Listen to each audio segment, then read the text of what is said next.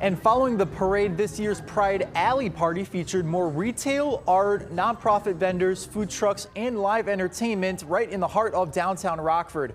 Organizers say this event draws in thousands of people as well following the parade and celebrates a lively, inclusive LGBTQIA+ community and its allies. The community also could get their face painted or participate in drag queen bingo.